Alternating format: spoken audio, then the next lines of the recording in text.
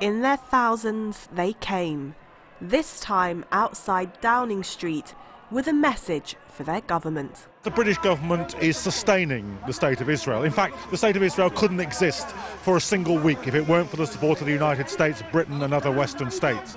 So we're going from Downing Street to the Israeli embassy, and we're saying both to the Prime Minister of this country and to the Israeli state, this has to stop.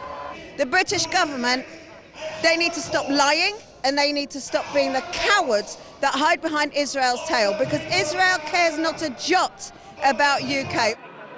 Organisers said 15,000 people turned out despite a ceasefire that has put an end to the latest war on Gaza. They've already broken the ceasefire. They killed some innocent civilians on the border just yesterday. For us, this isn't about a ceasefire. They have denied the freedom of the Palestinians for over 60 years, and they're going to continue to deny that freedom, and they're going to continue to have incursions and kill innocent civilians. And until those people are free, then we're always going to come down. I've travelled all the way from Birmingham, 2 coaches full of people. We've come here because we're outraged at what Israel is doing to Gaza, and we're going to keep coming here until the siege is broken and until Palestine is free. Public opinion is changing. During Israel's onslaught on Gaza, several opinion polls showed that a majority, not an overwhelming one, but still a majority of Brits did not agree with Israel's action. Demonstrators here are demanding the government hears that call, hears their call, saying to the government, stop your blanket support of Israel. Regional politics was also on the agenda here.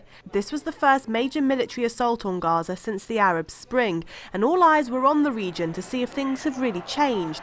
Here in Britain, protesters had a mixed response. The Arab response since the Arab Spring has been better, but it's still not enough.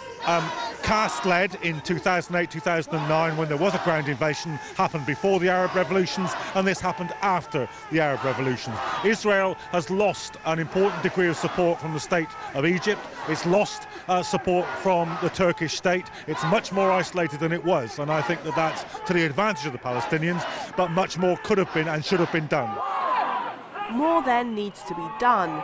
The end of violence without a ground invasion is being seen as a victory for Gaza. These protesters say, though, they won't take their eye off the ball.